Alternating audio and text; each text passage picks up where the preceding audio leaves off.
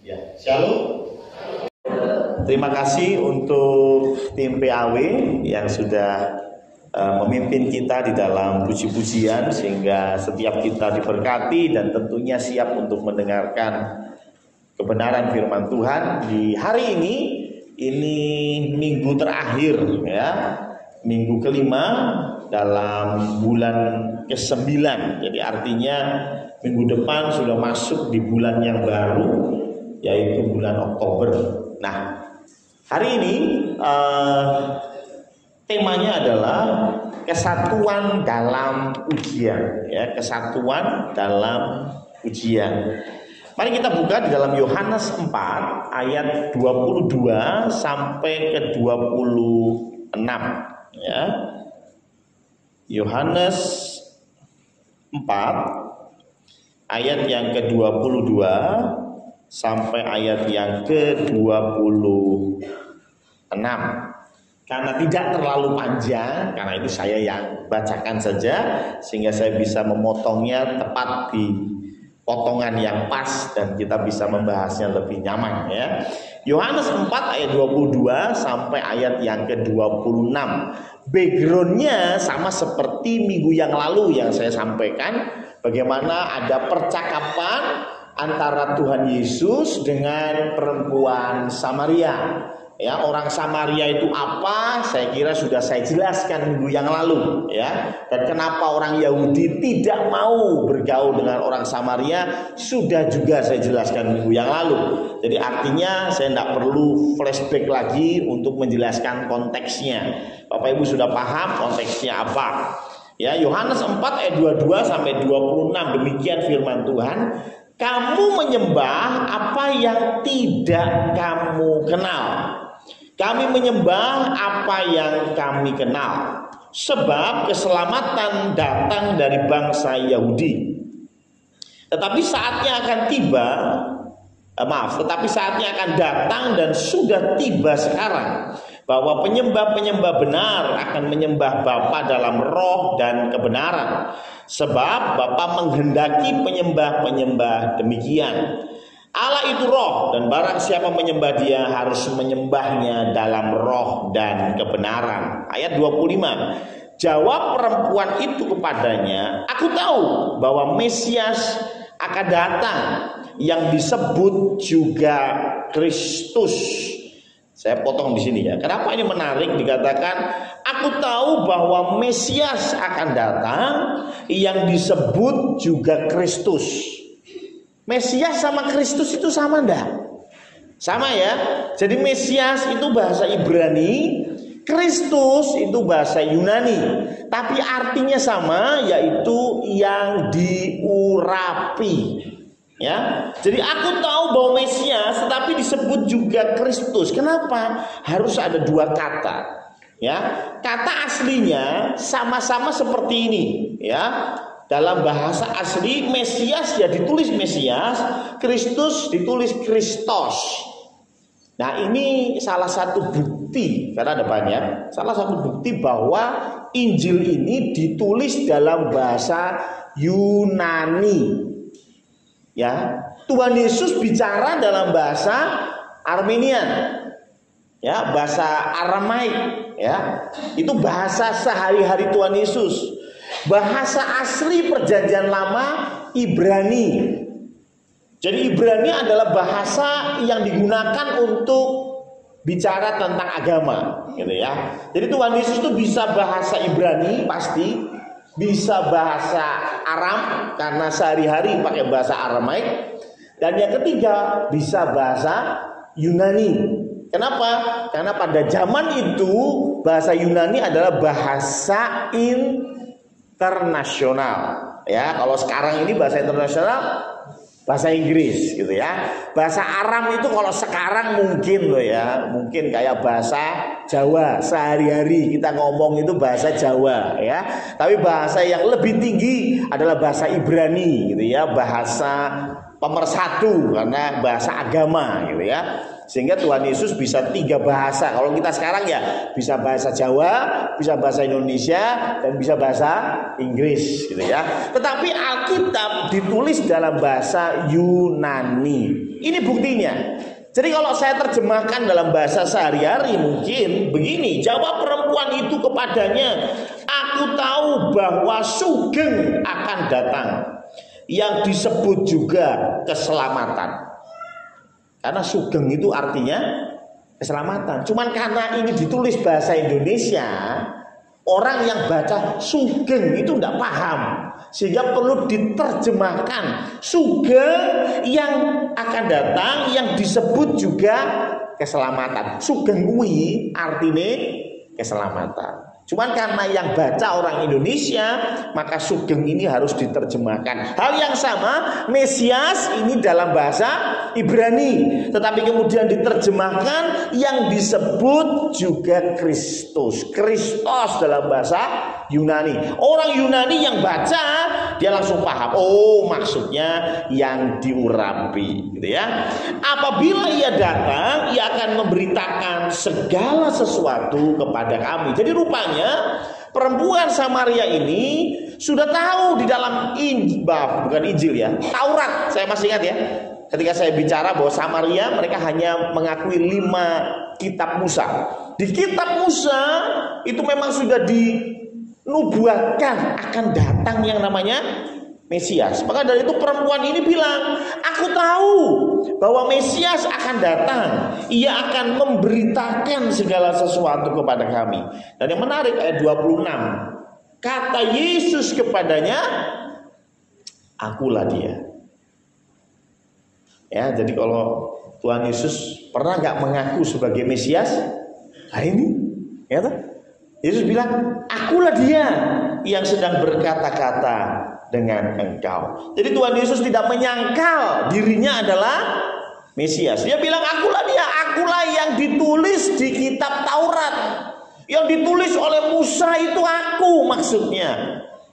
Ya. Nah, karena itu kemudian sang perempuan ini percaya kepada Tuhan Yesus. Itu ceritanya. Nah, karena itu kita mau bicara tentang penyembah. Kita bicara tentang pujian.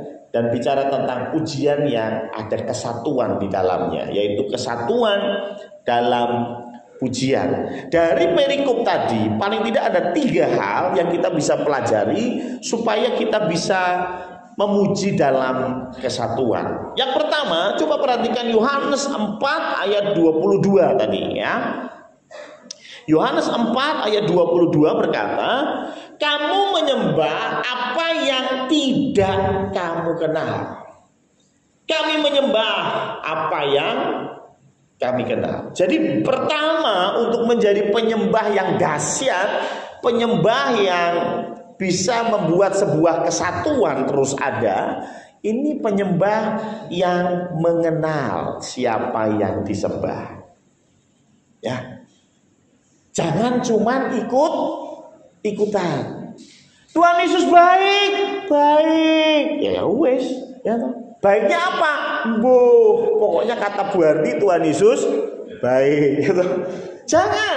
Ketika kita mau menjadi penyembah yang benar, ternyata Tuhan Yesus bilang, kamu menyembah apa yang tidak kamu kenal. Kalau kita menyembah apa yang tidak kita kenal, maka penyembahan kita itu tidak akan maksimal. Karena kita tidak punya bayangan pasti tentang pribadi yang kita sembah. Ya, pernah nggak menceritakan seseorang yang Anda kenal dengan pribadinya, dengan Anda tidak mengenal pribadinya? Kalau Anda cerita tentang Bung Karno, pernah tahu ya Bung Karno ya? Tahu, tapi mengenal? Enggak ya. Mungkin Bung Karno sudah meninggal, Anda semua belum lahir. Ya, enggak sempat ketemu gitu ya. Jadi ketika kita berbicara tentang Bung Karno, ya dalam pikiran kita selalu muncul katanya. Kenapa? Kita enggak kenal. Oh, Bung Karno itu lahir tahun sekian. Tidak ada ikatan secara emosional karena memang kita hanya tahu dari katanya. Tetapi firman Tuhan mau kita menyembah dengan pribadi yang kita kenal. Tapi kalau kita menceritakan ibu kita, kenal ibu kita? Bukan R.A. Kartini ya. Ibu kita Kartini, bukan ya. Ini ibu beneran ya. Kalau Aldo menceritakan tentang Bu Paulina, oh, pasti dia menceritakannya bukan karena hafalan, bukan karena apa yang dia baca, bukan karena katanya, tetapi dia menceritakan karena pengalaman pribadi. Lo memang saya kenal Bu Paulina, lo kok bisa kenal? Mbokku. Tuh. Kalau saya disuruh cerita Bu Paulina mungkin tidak sedetail Aldo menceritakan Bu Paulina. Karena saya mengenal tidak sedalam Aldo mengenal. Semakin dalam kita mengenal siapa yang kita sembah, semakin kuat penyembahan kita. Nah, bagaimana cara mengenal? Bagaimana cara mengenal dia? Cara mengenal Allah. Kadang-kadang kita ini mengenal Allah itu dan mendeskripsikan Allah itu dengan cara yang salah, ya. Ada satu short atau apa sih namanya, TikTok atau apapun ya. Saya lihat di medsos, menarik sekali ya. Suami bilang begini, istri saya memperlakukan saya seperti Tuhan. Waduh, luar biasa ya toh. Dia menganggap aku tidak ada. Tetapi kalau bicara sama aku pasti minta sesuatu ya. Ya kan? Kadang-kadang kita menganggap Tuhan itu nggak ada. Kenapa? Aduh, jadi orang Kristen imannya percaya bahwa Tuhan itu ada, tapi nyuri jalan terus. Kenapa kok nyuri jalan terus? Oh, nggak ada yang lihat. Dia lupa ada Tuhan yang lihat. Betul nggak? Jadi dia menganggap Tuhan nggak ada. Yang penting nggak ada CCTV, aman. Padahal ada tuh Tuhan. Dia tidak menganggap Tuhan itu ada. Dan kalau ngomong sama Tuhan, cuman minta, Tuhan saya sakit sembuhkan. Itu toh. Apakah begitu cara kita memperlakukan Tuhan? Halo? Enggak ya? Tuhan itu sebuah entitas yang namanya entitas Tuhan itu entitas pribadi. Dia punya keinginan.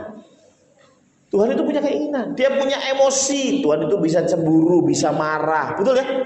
Maka dari itu perlakukan dia sebagai pribadi. Bagaimana kita mengenal Tuhan? Yang pertama ngobrol, ya toh. Berbicaralah, komunikasi. Waktu doa Selasa ya, karena menunggu Om Uung yang on the way, akhirnya dibuka oleh Tante Iren ya. Dan Tante Iren bilang, Tuhan kau tahu apa yang akan kami doakan sebelum kami berdoa. Ya benar juga ya. Benar juga ya. Tapi masalahnya, nah terus ngapain kita berdoa? Loh, Tuhan sudah tahu toh. Betul enggak? Tuhan sudah tahu, terus ngapain kita berdoa? Yang Tuhan rindukan bukan isi doanya sebetulnya, karena Tuhan sudah tahu isi doanya. Yang Tuhan rindukan adalah komunikasinya. Bagaimana kita menjalin sebuah hubungan, itu yang Tuhan rindukan. Kalau masalah taunya, Tuhan sudah tahu. Ya kan? Seorang istri mesti tanya, Mas tuh sayang gak sih sama aku? Astaga ya. Sudah dinikahi 25 tahun ya toh, tiap hari dikasih uang belanja ya toh. Anak-anak semua diopeni, masih nanya, sayang apa enggak sih sama aku? Sebetulnya saya tanya, sebenarnya istri sudah tahu belum sih? Sudah, sudah tahu kalau suaminya sayang loh. Oh, tetap ada di situ, ngopeni keluarga, tanggung jawab, ya pasti sayang. Tapi kenapa istri tetap menanyakan? Kurang kerjaan. Kenapa? Ya ingin ada komunikasi. Ada komunikasi. Nah, kita komunikasi dengan Tuhan piye carane? Ngomongnya piye? Ya doa. Doa itu nggak perlu merem, saya udah pernah pedang ya. Doa itu nggak perlu merem. Doa itu nggak perlu madep ke satu tempat. Ingat minggu yang lalu kita sudah bicarakan hal itu. Nggak perlu cuci tangan dulu, nggak perlu. Doa kapanpun Anda bisa. Dan itu yang luar biasa dari Allah yang kita sebut Bapa ini. Ya, Tuhan sudah buka seluas-luasnya komunikasi yang ada. Bahkan lebih hebat dari WhatsApp. Ya, kenapa? WhatsApp itu saya pagi WhatsApp Mas Purwoko. Centang satu. Kok suwi temen ora diwaca-waca ora tekan-tekan gitu ya. What happened dengan Mas Purwoko gitu ya. Sampai saya tanya istrinya gitu. Ternyata apa? Kuotanya habis ya. WhatsApp sehebat-hebatnya, secanggih-canggihnya WhatsApp, kuota habis selesai. Betul ya? Kalau doa tidak ada kuotanya Bapak Ibu. Ya, Anda mau doa di kamar mandi boleh, Anda mau doa di atas genteng boleh, Anda mau doa di Getsemani, Bukit Getsemani Ungaran boleh. Amin. Mau doa, oh saya pengen doa di Yerusalem Pak Pendeta, ya boleh, monggo aja.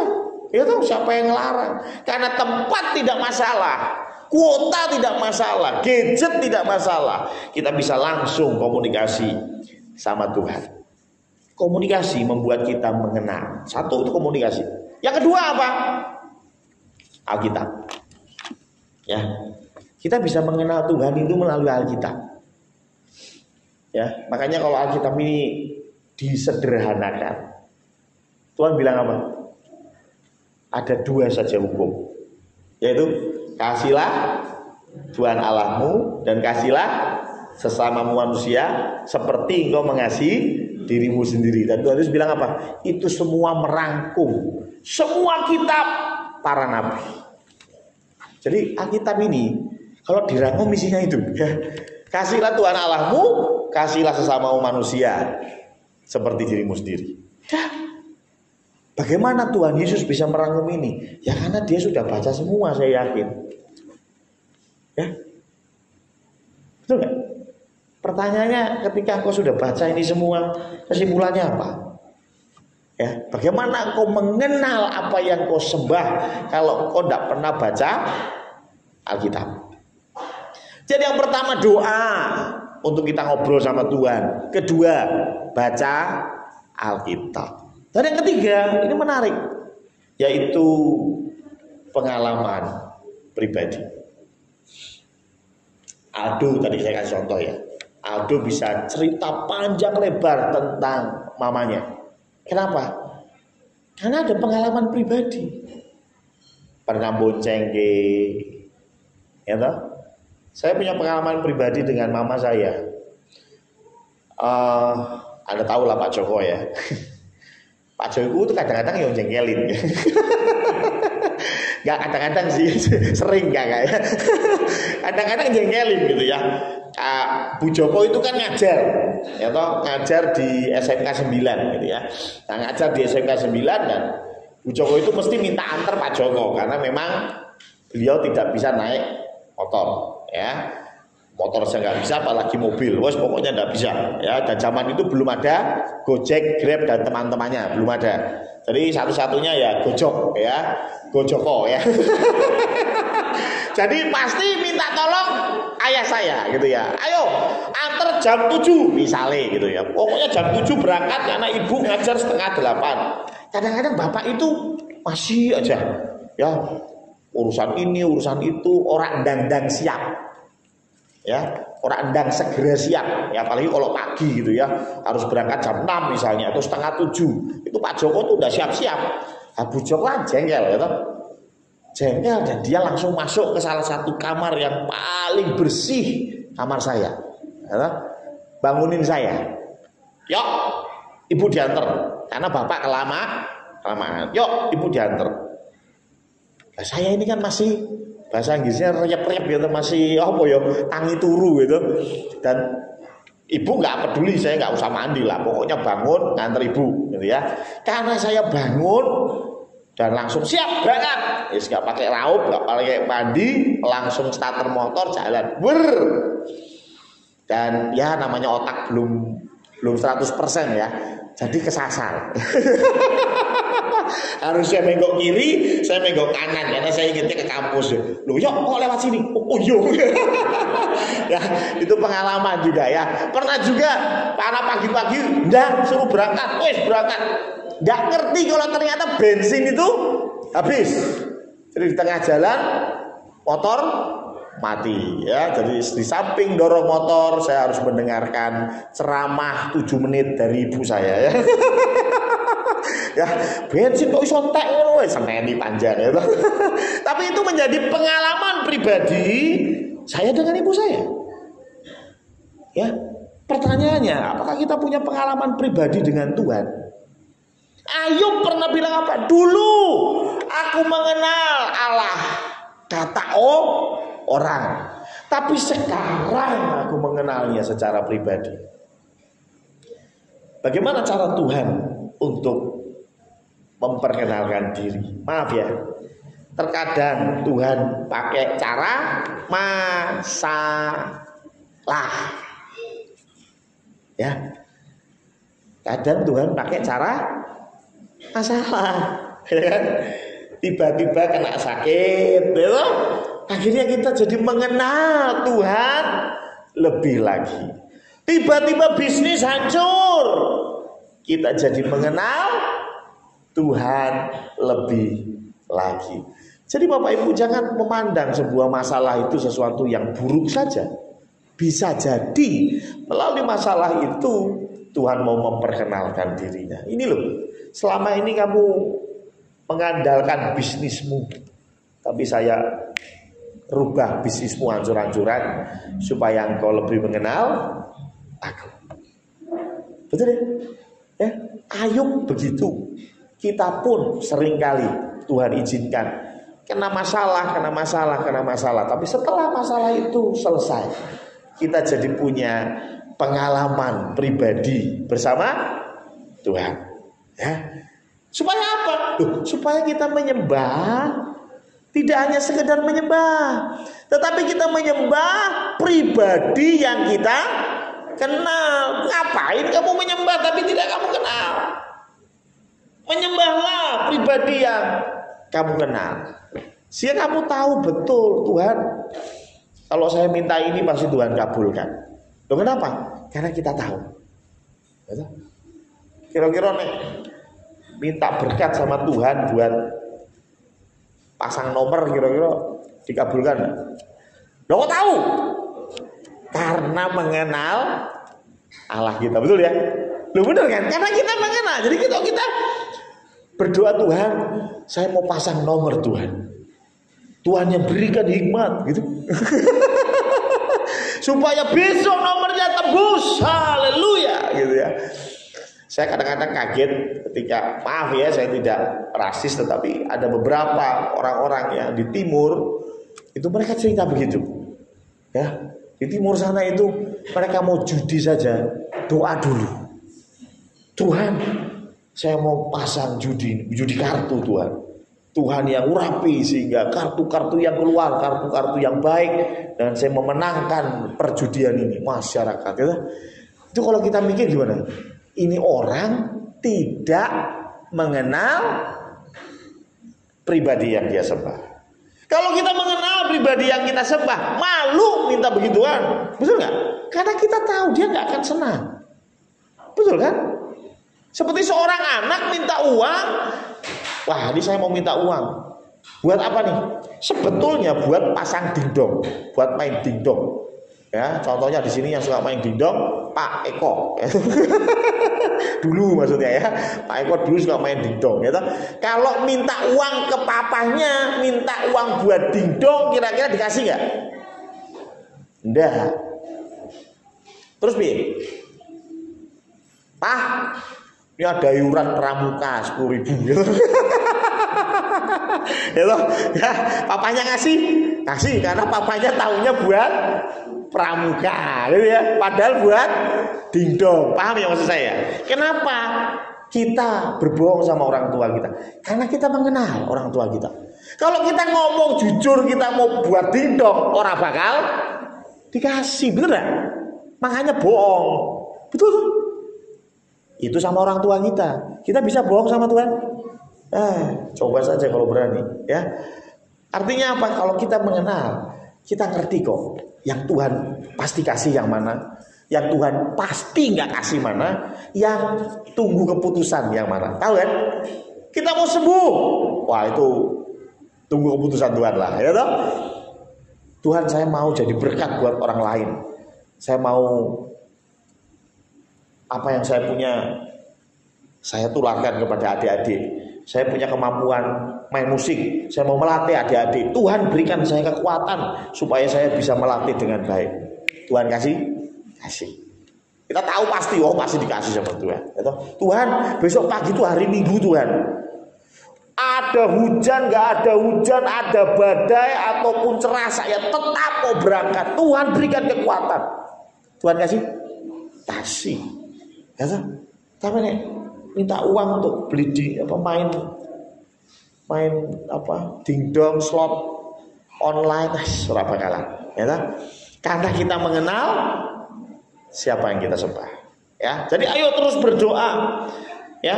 Terus kita baca firman, dan yang terakhir terus nikmati hidup ini. Kenapa? Karena Tuhan juga bekerja dalam hidup kita supaya kita semakin mengenal Dia. Yang kedua, coba kita baca Yohanes 17 ayat 23. Yohanes 17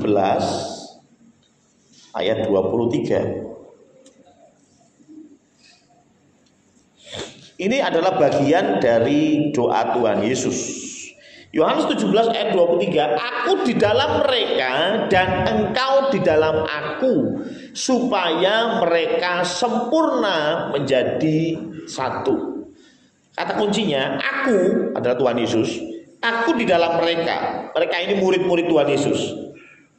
Jadi aku di dalam mereka. Ya. Yesus di dalam murid-muridnya. Apa maksudnya Yesus di dalam murid-muridnya? Yesus di dalam murid-muridnya itu bicara tentang Roh Kudus yang ada di dalam kita. Gitu ya. Yesus ada di dalam kita supaya kita sempurna. Ya. Jadi artinya kalau kita mau menjadi penyembah yang sempurna, memang dikatakan di ayat 24 dia harus menyembahnya di dalam roh dan kebenaran. Tetapi ayat 23 dari Yohanes 4 berkata, tetapi saatnya akan datang dan sudah tiba sekarang. Kemarin saya sudah jelaskan. Yohanes 4 ayat 23 ini berbicara apa? Yesus Kristus. Kalau kau mau menyembah dalam kebenaran, roh dan kebenaran, kebenaran itu aku. Makanya Tuhan Yesus bilang apa? Saatnya akan datang. Yesus belum mati, belum bangkit, maka dikatakan akan datang dan sudah tiba sekarang. Tuhan Yesus sudah ada di dunia. Sedikit lagi. Jadi yang kedua, untuk bicara tentang penyembah-penyembah yang mendatangkan kesatuan adalah dikatakan punya karakter Kristus. Yesus di dalammu. Tetapi Yesus di dalamku ini bukan berarti kerasukan. Ada yang tahu atau pernah ketemu orang yang kerasukan? Jadi macan, gitu? Jadi monyet. Ya macam-macam ya. Karena kerasukan siluman kera, gitu ya. Siluman kera, gitu ya. Ada yang kerasukan siluman harimau. Itu saya pernah lihat di TV ya, Bu. Hapus-hapusan mau tenan orang ngerti lah ya. Pokoknya langsung jadi macan, gitu ya. Sehingga dia kehilangan kontrol. Tetapi ketika Yesus di dalam kita, yang tadi ayat Yohanes 17 tadi katakan, Yesus di dalam kita, ya, di mana melalui kebangkitannya, kematian dan kebangkitannya, Yesus akhirnya ada di dalam kita melalui Roh Kudus. Maka karakter Kristus itu ada di dalam kita. Tetapi pertanyaannya, apakah itu seperti kerasukan? Tiba-tiba aduh jadi, saya Tuhan Yesus, karena Yesus di dalam saya. Apa gitu? Enggak.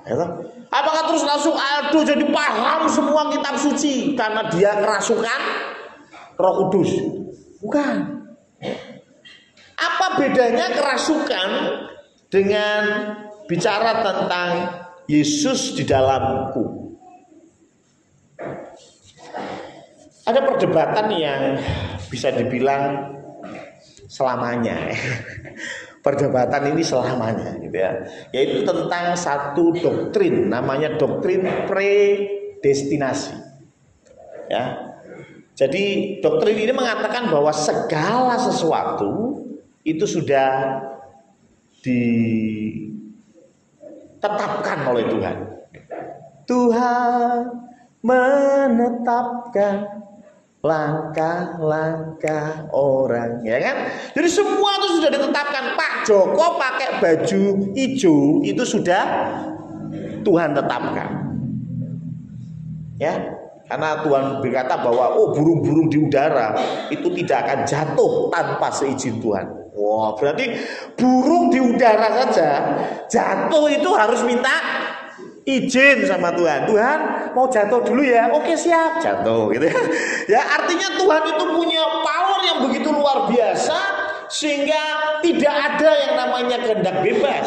Karena semua sudah ditetapkan Tuhan. Ronald sudah ditetapkan Tuhan jadi suaminya Natalie contohnya, belum sekarang ya.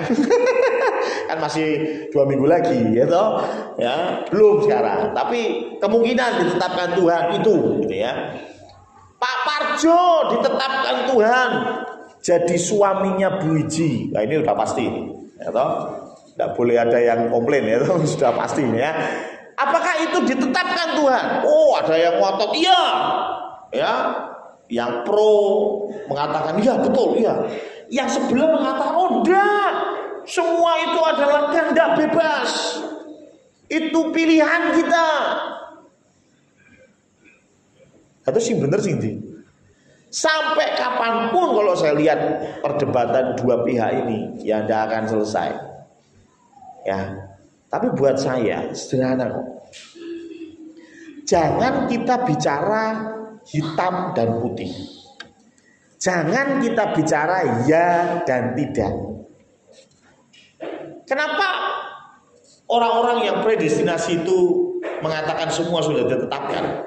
Karena mereka melihat bagaimana nubuat-nubuat itu sudah ditulis dan nubuat itu betul-betul terjadi. Akan ada perawan yang akan hamil dan melahirkan Mesias. Yesaya sudah menulis. Itu 500 tahun sebelum Bunda Maria hamil Tuhan Yesus. Makanya orang berpikir, oh berarti sudah ditetapkan. Betul ya? Sudah ditetapkan. Ya. Oh, katanya Musa itu 1500 tahun sebelum Tuhan Yesus. Musa berkata bahwa nanti akan ada nabi yang akan datang. Dengarkanlah dia. Wah, ini merujuk kepada Tuhan Yesus. Nabi akan dibangkitkan di antara saudaramu, berarti orang Israel. Saudaramu kan orang Israel, loh. Ya. Si Musa itu kan bicara di tengah-tengah orang Israel. Ya, jadi di antara saudaramu akan dibangkitkan seorang nabi seperti aku, ya, yang membebaskan, ya. Tuhan Yesus membebaskan dari dosa, Musa membebaskan dari perbudakan, ya, sama seperti aku. Maka dari itu orang berpikir, kok bisa ya? Oh pasti ini karena Tuhan sudah menetapkan. Lah, tapi yang pro sebelah kanan ini, lah kalau Tuhan sudah menetapkan segala sesuatu, ya harusnya semua itu masuk surga toh. Saya bunuh orang, sudah ditetapkan? Sudah. Berarti saya salah enggak? Enggak loh, kan sudah ditetapkan. Loh betul enggak? Betul ya? Saya bunuh orang, berarti ya sudah ditetapkan Tuhan. Berarti saya enggak salah dong. Iyalah enggak salah. Ya. Para martir ya. Yang bom bunuh diri yang heboh-heboh itu ya, aliran radikal itu ngebomi gereja. Salah enggak? Enggak loh, kan sudah ditetapkan. Sehingga kemudian yang predestinasi menjawab dengan yang sudah ditetapkan tapi tetap ada pilihan bebas dan lain sebagainya lah. Perdebatan itu terus ada sampai hari ini ya. Tapi yang saya mau bicarakan, ini bukan bicara masalah hitam dan putih, ya dan tidak, jangan. Kalau kita bicara seperti itu tidak akan selesai. Tuhan itu menciptakan dunia ini penuh warna. Apa maksudnya? Loh, saya kasih contoh. Contoh sederhana. Tuhan itu kan selalu bilang, aku ini Bapa, kamu itu anak-anakku. Ya toh? Sama seperti kita dengan Bapak kita.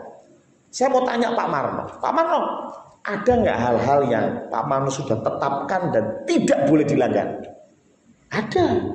Contoh misalnya, kalian boleh main sembarang, tapi jangan sampai Bapak lihat kalian ngerokok.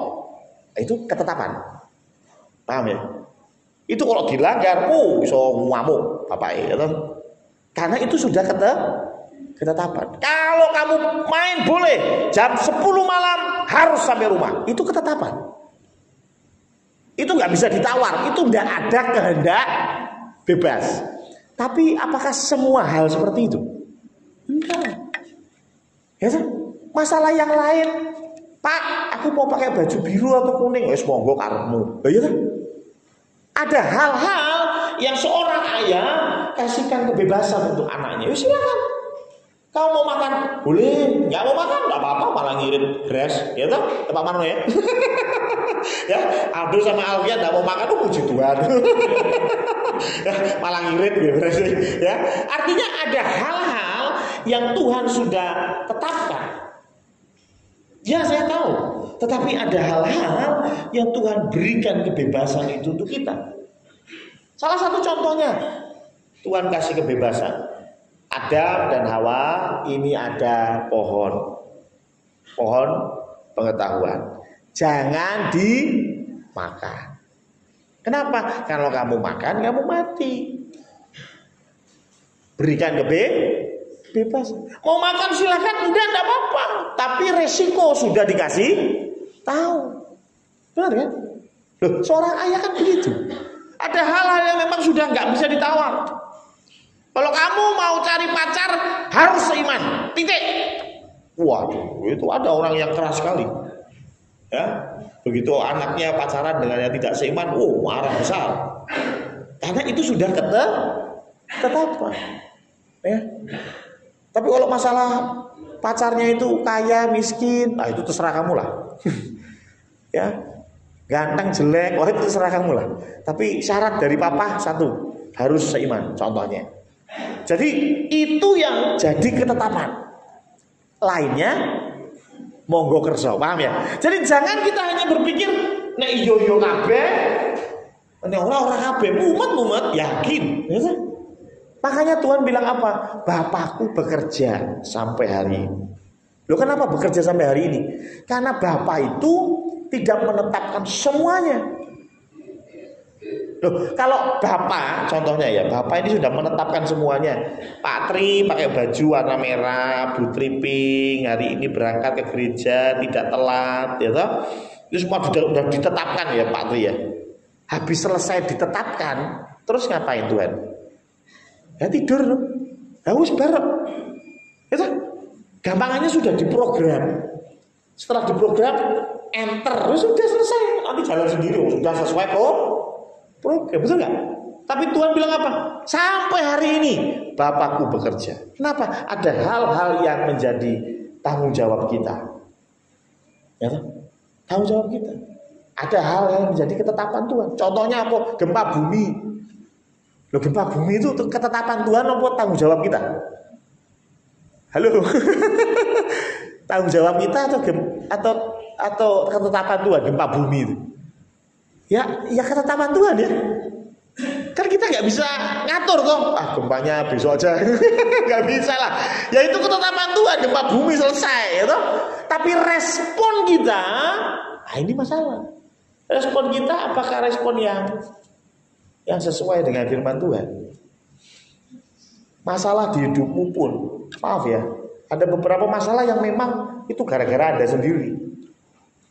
Kita harus akui itu. Gitu? Ada masalah yang timbul yo goro-goro awak bapakmu, gara-gara Anda sudah tahu ada rica babi yang pedes hari Jumat kemarin, makannya banyak, pulang mencret. Saya mau tanya, itu salahnya Tuhan? Itu ketetapan Tuhan Anda mencret? Astaga, itu malaikat juga geleng-geleng. Sudah tahu pedes itu, makannya banyak, perutnya mules itu. Jangan salah itu. Ini ketetapan Tuhan, saya mencret itu Tuhan sudah menuliskannya. Ya ini predestinasi Tuhan sudah menetapkan saya mencret. Astaga, itu. Ya enggak lah. Ya goro-goro awakmu dhewe wis ngerti pedes, sudah tahu enggak tahan perutnya, masih tetap makan. Itu resiko tanggung penumpang, ya toh? Itu tanggung penumpang ya. Nah, tetapi ada masalah-masalah yang timbul itu di luar kuasamu. Betul, ada contoh ekonomimu yang hancur lebur gara-gara Covid. Tuh, ini kalau saya baca media-media yang ada, Covid itu belum selesai. Dampaknya maksudnya.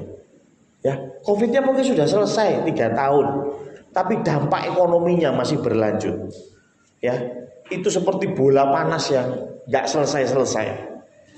Ya, dan itu menjadi sebuah kengerian. Dan setelah saya lihat TV bagaimana ekonomi porak-poranda, saya lihat dompet saya. Sama-sama porak-poranda ya. Ya, loh, itu kan di kuasa kita apa kuasa Tuhan itu? Ya Yesus Tuhan lah. Seperti gempa bumi itu kan nggak enak, tapi Tuhan izinkan. Saya yakin dan percaya. Yang jadi pertanyaan adalah bukan masalah Covid-nya, bukan masalah porak-porandanya ekonomi, tapi bagaimana respon kita. Ini pilihan kita. Betul nggak? Responnya khawatir, responnya bingung, jika akhirnya main ayunan pakai leher, atau responnya mengandalkan sesuatu yang nggak jelas. Temanku basang 50.000, tembus 5 juta Pak Pendeta. Doakan ya, nanti kalau 5 juta tembus, saya kasih perpuluhan 500.000 gitu. Ya sini tak doain ya. Itu, wah akhirnya basah, tembus. Biasanya tembus.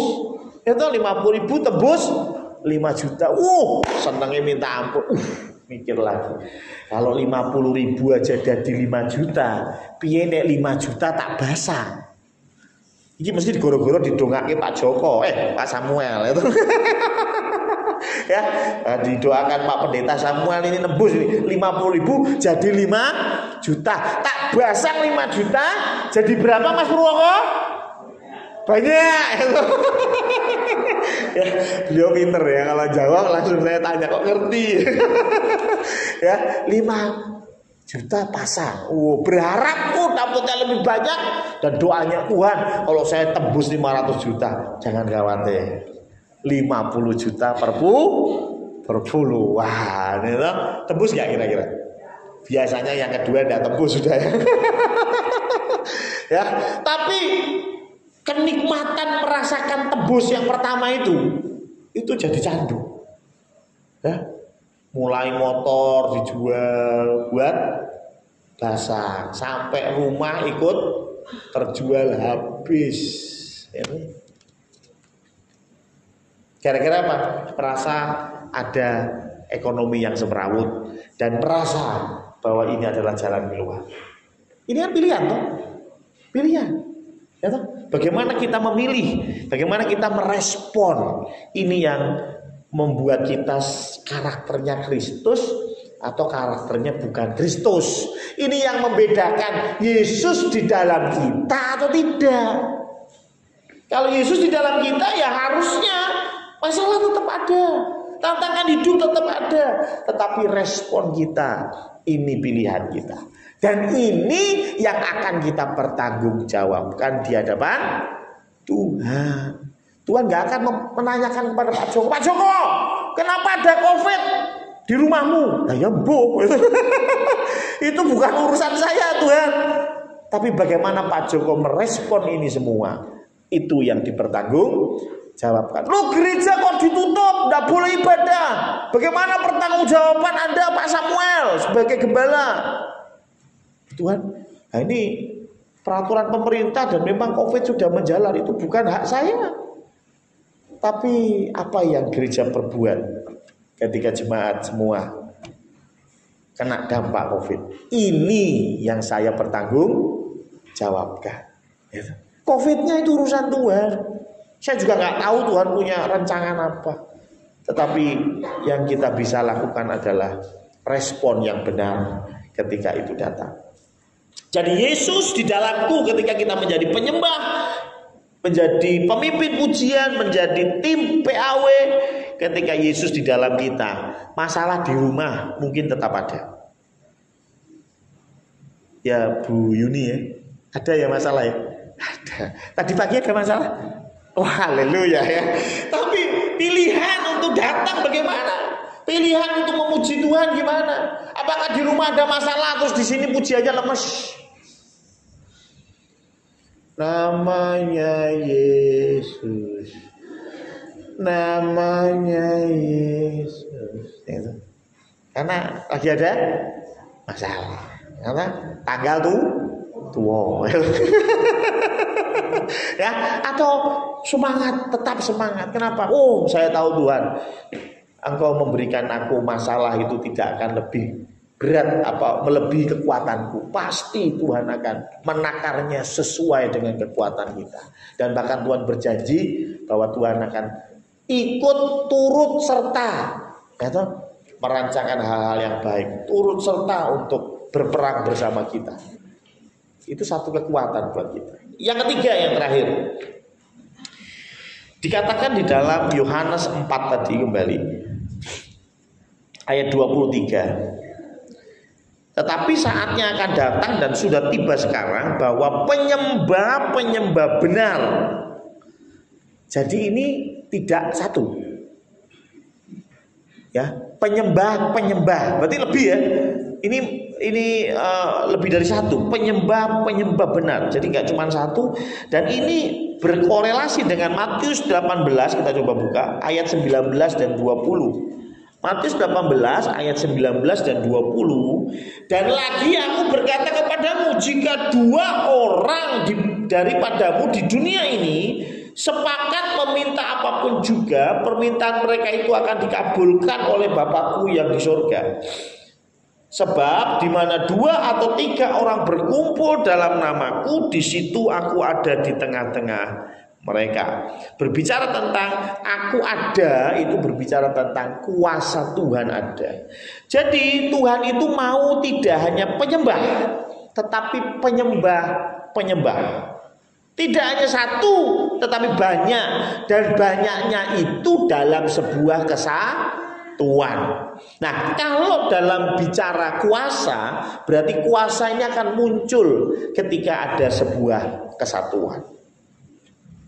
Ketika kita memuji Tuhan bersama-sama, maka ada kesatuan. Tidak usah bicara hal-hal yang ngeroh lah. Secara umum saja. Siapa di sini yang di gereja itu ikut nyanyi? Tapi di rumah itu tidak pernah nyanyi.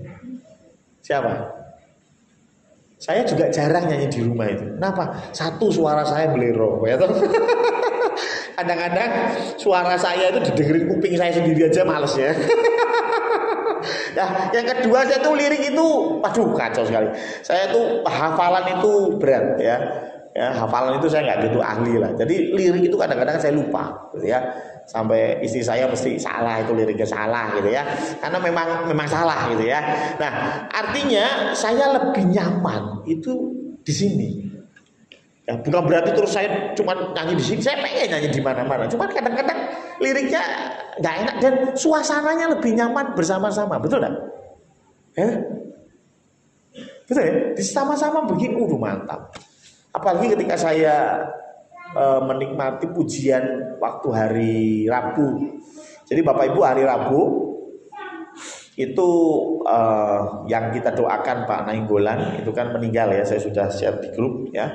Dan hari Rabu itu kita adakan upacara pemakaman. Ya. Yang datang berapa itu Bu Arti?